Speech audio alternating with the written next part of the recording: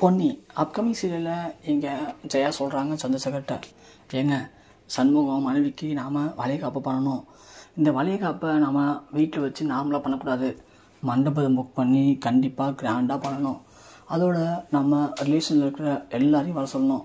ஏன்னா கடைசியாக நடந்த சக்தி கல்யாணத்தில் ஏகப்பட்ட பிரச்சனை வந்து சொந்தக்காரங்கள் நிறைய பேரை கவனிக்க முடியாமல் போயிடுச்சு. அதனால் இந்த ஃபங்க்ஷன் அப்போது அவங்க எல்லாரையும் கூப்பிட்டு நாம் ரொம்ப கிராண்டாக பண்ணணும், புரியுதுங்களா அப்படின்னு மாதிரி இங்கே ஜெயா சொல்கிறாங்க. அதுக்கு சந்திரசேகர் சொல்கிறாரு, ஓகே ஜெயா, அதெல்லாம் ஓகே தான், ஆனால் இந்த வளைகாப்புனால வீட்டில் இருந்தால் பிரச்சனை வருமானு எனக்கு பயமாக இருக்குது அப்படின்னு சொல்ல, என்னங்க சொல்கிறீங்க, வளைகாப்பு நடத்தினா வீட்டில் என்ன பிரச்சனை வரும்?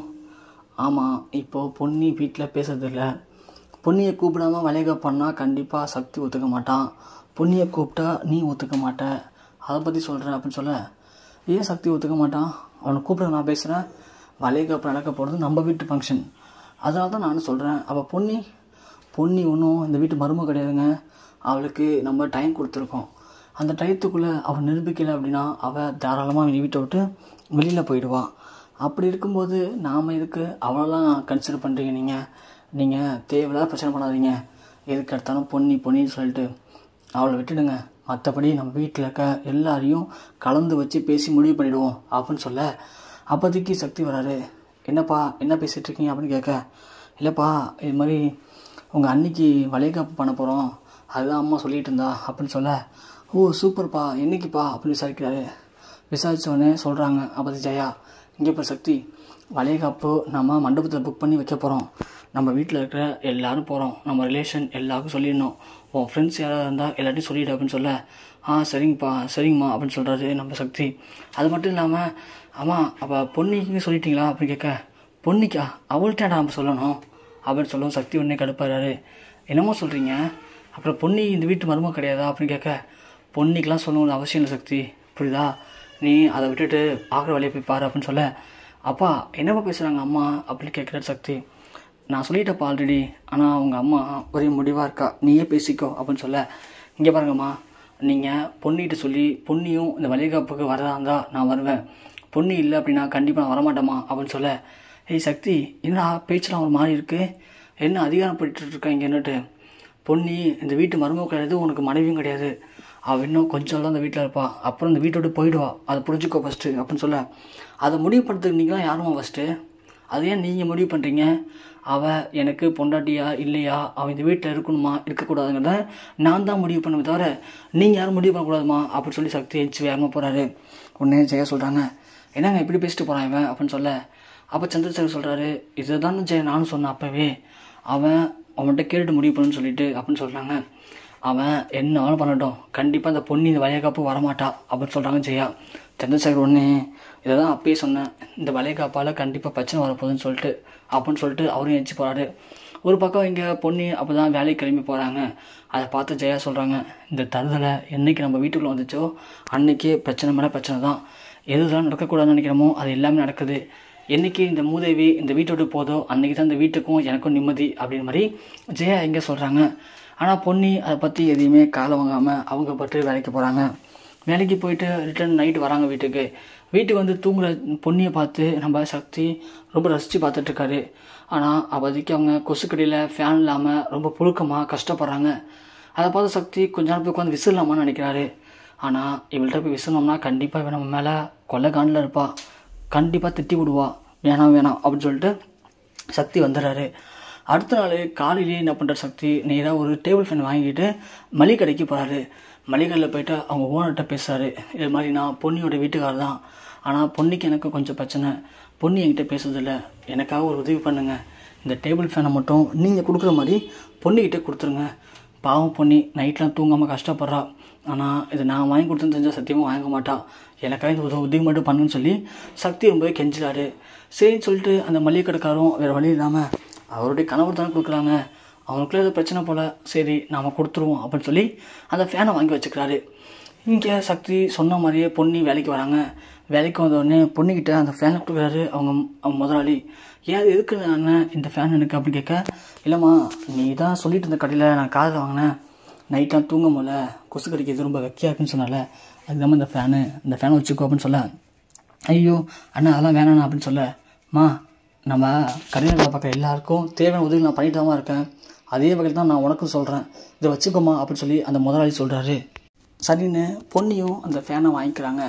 அதே மாதிரி அடுத்த நாள் நைட்டு பார்க்குறாரு, பொன்னி அந்த ஃபேன் போட்டு தூங்குறாங்க. அதை பார்த்து சக்திக்கு ரொம்ப சந்தோஷமாக இருக்குது. பரவாயில்ல, நம்மளால் பொன்னிக்கு இன்றைக்கி நல்லது பண்ணியிருக்கோம். இதே மாதிரி பொன்னி ஃபீல் பண்ணுற அந்த ஒரு விஷயம் அப்படிங்கிறது பொன்னி மேலே எந்த தப்புமே இல்லை அப்படிங்கிறத கண்டுபிடிக்கணும். அதை மட்டும் கண்டுபிடிச்சி நம்ம பொன்னிக்கு ஒரு ஆதாரத்தை கொடுத்துட்டோம் அப்படின்னா கண்டிப்பாக பொன்னி நம்ம மேலே இருக்கிற எல்லா தவறையும் மன்னிச்சு ஏற்று பண்ண இல்லைனா கண்டிப்பாக பொன்னியை நம்மளை விட்டு போயிடுவாளே, என்ன பண்ணுறதுன்னு தெரியலையேன்னு சொல்லி சக்தி தூங்காமல் கூட உட்காந்து ரொம்பவுமே யோசிக்கிறாரு. யார் மேலே டவுட்டுமே வரல. யார் தான் நம்ம சொல்கிறது, யாரை எப்படி ஃபாலோ பண்ணால் கண்டுபிடிக்கிறது, ஒன்றுமே புரியலையடா நமக்கு அப்படின்னு சொல்லி இங்கே சக்தி ரொம்பவே போட்டு யோசிச்சுட்ருக்காரு மைண்டில். அப்படி யோசிச்சுட்டு இருக்கும்போது அவருக்கு ஒன்று மட்டும் புரியுது. அடிக்கடி பொண்ணுக்கிட்ட பிரச்சனை பண்ணுறது மாமா மட்டும்தான். மாமா தான் அடிக்கடி பொண்ணியை இந்த வீட்டை விட்டு வெளியே அனுப்புறதுல ரொம்பவுமே குறியாக இருக்கார். நாம் ஏன் மாமாவை ஃபாலோ பண்ணி பார்க்க கூடாது அப்படின்னு யோசிக்கிறாரு. அதே மாதிரி திடீர்னு பார்த்தா சுந்தரம் மொட்டை மாடிக்கு வராரு. உடனே சக்தி டக்குன்னு போய் ஒழிஞ்சிக்கிறாங்க. சுந்தரம் மொட்டை மாடிக்கு வந்துட்டு அப்படியே எட்டி பார்க்குறாரு பொண்ணியை. ஓ, இவள் ஃபேன் வச்சு தூங்குறாளா, இவளை வீட்டை விட்டு வெளியே அனுப்பணும்னு நினைக்கிறேன், ஆனால் முடிய மாட்டேது அப்படின்னு சொல்லிட்டு சுந்தரம் ஃபோன் பேசுகிறாரு. அதை சக்தி ஒழிஞ்சது பார்க்குறாங்க. இங்கே சுந்தரம் வந்து பார்த்தோம்னா இது மாதிரி நம்ம வீட்டில் ஒரு வளைகாப்பு ஃபங்க்ஷன் இருக்குது, அதுக்கு மண்டபம் வேணும் அப்போலாம் பேசுகிறாங்க. பேசிட்டு அப்படியே அவர் சொல்கிறாரு, இது மாதிரி கொஞ்சம் அமௌண்ட் நான் உங்களுக்கு ட்ரான்ஸ்ஃபர் பண்ணுறேன் அப்படின்னு சொல்கிறாங்க. அதோட இந்த மண்டபத்தில் நீங்கள் சிசிடிவி கேமராவை எதுவும் வைக்க தேவையில்ல. ஏன் அப்படின்னு கேட்கும்போது, இல்லை நான் சொல்கிறேன் அங்கே சிசிடிவி கேமரா எதுவும் வைக்க வேணாம் அப்படின்லாம் சொல்கிறாரு. இதெல்லாம் சக்திக்கு ஒரு டவுட் ஆகுது. எதுக்கு சிசிடிவி கேமரா வைக்க வேணாம்னு சொல்கிறாரு மாமா மண்டபத்தில், அதெல்லாம் ஆஃப் பண்ண சொல்கிறாரு அந்த ஃபங்க்ஷனுக்கு, என்ன ரீசனாக இருக்கும் அப்படின்னு யோசிக்கிறாங்க. அப்புறம் அந்த ஃபோன் வச்சதுக்கப்புறமா இன்னொரு ஃபோன் வருது. அந்த ஃபோனில் சொல்லிச்சலும், ஆமாம் ரெக்கார்டிங் தானே சொல்லும், கண்டிப்பாக உனக்கு இந்த வாரத்தில் ஒரு ரெக்கார்டிங் தரேன் நான், புரியுதா, அதெல்லாம் இல்லை சொல்லும் அப்படின்னு சொல்லி பேசுகிறாரு. அப்போ சக்தி டவுட் வருது, என்ன மாமா செல்லம்லாம் பேசுகிறாரு, யார்கிட்ட பேசுவார், அதுவும் ரெக்கார்டிங் சொல்லி பேசுகிறாரு, ஒன்றும் புரியலையே. மாமா மேலே இருக்க சந்தேகம் கொஞ்சம் கொஞ்சம் வந்துட்டு தான் இருக்குது. பொன்னியும் அடிக்கடி மாமா மேலே கோவமாக தான் பேசுவாள். பொன்னியுக்கும் மாமாவை பிடிக்காது, மாமாவுக்கும் பொன்னியை பிடிக்காது. ஒருவேளை மாமா எதனா பிரச்சனை பண்ணியிருப்பாரோ, மாமா எதனா தப்பு பண்ணுவாரோ, ஏன்னா யார்கிட்ட ஒரு செல்லன்னு பேசுகிறேன்னு தெரியலையே அப்படின்னு சொல்லி சக்திக்கு யோசனை வருது. அப்படி பேசிகிட்டு இருக்கும்போது திடீர்னு சுந்தரம் ஃபோன் கீழே வந்துடுது. கீழே வந்ததில் லைட்டாக டேமேஜ் ஆகிடுது. உடனே சுந்தரம் ஃபோன் பண்ணி பார்க்குறாரு, ஆனால் வாய்ஸ் கேட்கவே இல்லை. சரி ஓகேன்னு சொல்லிட்டு ஒரு வாய்ஸ் ரெக்கார்டை போட ட்ரை பண்ணுறாரு. ஆனால் அதுலேயும் வாய்ஸ் ஆகலை. உடனே ஒரு மெசேஜ் அமைச்சிட்டு கீழே போயிடுறாரு. கீழே போயிட்டு அடுத்த நாள் காலையில் சொல்கிறாரு, இது மாதிரி பவானிகிட்ட, பவானி என் ஃபோன் கொஞ்சம் ரிப்பேராக இருக்குது, அதனால் நான் போய் கடையில் கொடுத்துட்டு நான் அப்படியே ஆஃபீஸ் போயிட்டு வந்துடுறேன் அப்படின்னு சொல்லிட்டு சுந்தரம் கிளம்பி போகிறாரு. பொன்னி காலில் அப்போ தான் எப்போதுமே வேலை கிளம்பி போகிறாங்க. சக்தி உடனே கிளம்பி வெளியே வந்துட்டு, இன்றைக்கி நாம் பொன்னி பிள்ளை போக வேணாம், சுந்தரத்துக்கு பிள்ளை போவோம் அப்படின்னு சொல்லிட்டு சுந்தரத்தை ஃபாலோ பண்ணி போகிறாரு சக்தி. கரெக்டாக சுந்தரம் நேராக போய் ஒரு ஃபோன் ஷாப்பில் போயிட்டு அந்த ஃபோனை ஸ்பீக்கர் மாற்ற கொடுத்துட்றாரு. ஆனால் அங்கே ரிப்பேர் பண்ணுறதுக்கு ஒரு 1 hour ஆகும்னு சொல்கிறாங்க. சரி நான் கொஞ்சம் வெளியில் போயிட்டு வரேன்னு சொல்லிட்டு சுந்தரம் கிளம்பி போகிறாரு. அந்த கேப்பில் சக்தி டக்குன்னு உள்ளே போயிட்டாரு. உள்ளே போயிட்டு இது மாதிரி இப்போ ஃபோன் கொடுத்து போன சரி பண்ணிட்டீங்களா அப்படின்னு சொல்லி கொஞ்ச நாள்ச்சு கேட்க, ஃபோன் கொஞ்சம் லேட்டாகும் சார், நீங்கள் அப்படி கேட்க, நான் வந்து அவங்களுடைய மச்சான் தான், என்கிட்ட கொடுத்து காசு கொடுத்தாரு சரி பண்ண சொல்லி அப்படின்னு சொன்னாங்க. சரி சார்னு சொல்லிட்டு அவனும் அதே மாதிரி உடனே சரி பண்ணுறான். எக்ஸ்ட்ராவாக ஒரு 1000 ரூபாய் காசு தராரு. கொடுத்தவொடனே அவன் ஃபோனை கொடுக்குறான். ஃபோனை கொடுத்ததும் அந்த ஃபோனை வாங்கி பார்க்குறாரு. செக் பண்ணால் அவர் பேசியிருக்க ஆடியோ ரெக்கார்டு எல்லாமே இருக்குது. இது மாதிரி ஏகப்பட்ட பொண்ணுங்கள்கிட்ட அவர் பேசின விஷயம் எல்லாமே ரெக்கார்டாக இருக்குது.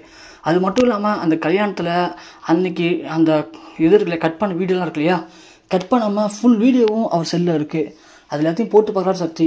போட்டு பார்த்தா தான் தெரியுது அந்த ஆர்டிஸ்ட்டை அழைச்சிட்டு வந்ததே சுந்தரம் தான். ஸோ சுந்தரத்திட்ட அவங்களுடைய ஃபோட்டோ, ஃபோன் நம்பர் எல்லாமே இருக்குது. அதை பார்த்தும் சக்திக்கு புரியுது, அப்போது இது இந்த தப்பு எல்லாத்தையும் பண்ணது மாமா தான். மாமா தான் எல்லா தப்பையும் பண்ணிவிட்டு பொன்னி மேலே தேவையில்லாமல் பழி போட்டிருக்காரு. ஆனால் எதுக்குன்னு தான் புரியலேன்னு சொல்லிட்டு நேராக வீட்டுக்கு போகிறார் சக்தி. வீட்டுக்கு போயிட்டு பவானியாவையும் அப்புறம் ஜெயாவையும் கூப்பிட்றாங்க. கூப்பிட்டு உங்கள் மாப்பிள்ளை மேலேயும் உங்கள் புருஷன் மேலேயும் எவ்வளோ நம்பிக்கை வச்சுருக்கீங்க, எவ்வளோ மரியாதை வச்சுருக்கீங்க, ஆனால் அவர் எவ்வளோ மோசமான விஷயம் பண்ணியிருக்கா தெரியுமா, இங்கே பாருங்கள் அப்படின்னு சொல்லி அது எல்லாத்தையும் காட்டுறாரு. பார்த்தோன்னா தான் புரியுது பவானிக்கு, என்ன சக்தி இதெல்லாம் அப்படின்னு சொல்ல, எல்லாம் உன் வீட்டுக்காரர் பண்ண வேலை தான், உன் வீட்டுக்காரர் நீ நல்லவன் நினச்சிட்ருக்க, உன் வீட்டுக்காரு எவ்வளோ ஒரு அயோக்கியம் தெரியுமா, இங்கே பாரு யாராட்டும் எப்படிலாம் பேசியிருக்காரு பாருன்னு சொல்லி எல்லாத்தையும் போட்டு காட்டுறாங்க. பவானி அப்படியே தலையில் கை வச்சுட்டு அப்படியே இடிஞ்சு போயிடுறாங்க. இடிஞ்சு விழுந்து அழுவுறாங்க பயங்கரமாக. சந்திரசேகர் வந்துடுறாரு. வந்துட்டு என்னாச்சுமான்னு பதறாரு நடந்துக்கிட்டு. அப்பா சக்தி நடந்த எல்லாத்தையும் சொல்கிறாரு. பா இந்த வீட்டில் நடந்த எல்லா பிரச்சனைக்கான சுந்தரம் தான்ப்பா, மாமா தான் இவ்வளோ தப்பு பண்ணியிருக்காரு, இந்த கல்யாணம் நின்று போனதுக்கு காரணமாக அவர் தான். அது மட்டும் இல்லாமல் பல பெண்கள் கூட அவர் உறவு வச்சிருக்காரு போலமா. இங்கே பாருங்கள் ரெக்கார்ட்ஸ்லாம் அப்படின்னு போட்டு காட்டுறாங்க. சந்திரசேகரால் ஒன்றும் பேசவே முடியல. என்னச்சி அதெல்லாம் நம்ம வீட்டு மருமகன் தூக்கி வச்சு ஆடுறேன் பாத்தியா அவர் என்ன வேலை பார்த்துருக்கான்னு சொல்லிட்டு, இதுக்கெல்லாம் காரணம் நீ தான் ஜெயா அப்படின்னு சொல்லி சந்திரசேகர் திட்ட ஜெயாவும் அழுகுறாங்க. என்னங்க நான் சொந்தத்து மேலே நம்பிக்கை வச்சுருந்தேன், மரியாதை வச்சுருந்தேன். ஆனால் இந்த அளவுக்கு ஒரு மோசமான இருப்பேன் எனக்கு தெரியாதுங்க. என் பொருட வாழ்க்கை நானே கெடுத்துட்டேன்னு சொல்லி எல்லாருமே பயங்கரமாக அழுகுறாங்க. சந்திரசேகர் சொல்கிறாரு, இன்னைக்கு வரட்டும் அந்த ஐயோக்கிய பயலுக்கு இருக்க இன்னைக்கு ஒரு முடிவு காட்டுறேன் நான் அப்படின்னு சொல்கிறாங்க. சக்திக்கு உள்ளுக்குள்ள ரொம்ப சந்தோஷமாக இருக்குது. அப்பா பொன்னி மேலே அப்பா இந்த தப்புமே இல்லை, பொன்னி மேலே எந்த தப்பும் இல்லைங்கிறத நாமளே கண்டுபிடிச்சிட்டோம். கண்டிப்பாக பொன்னி நம்மளை ஏற்றுப்பா அப்படின்னு சொல்லி சக்தி ஒரு பக்கம் சந்தோஷப்படுறாரு. இன்னொரு பக்கம் தான் அக்காவுடைய வாழ்க்கை இப்படி நாசமாக போயிடுச்சு அப்படின்னு சொல்லி ரொம்பவுமே வருத்தப்படுறாரு சக்தி.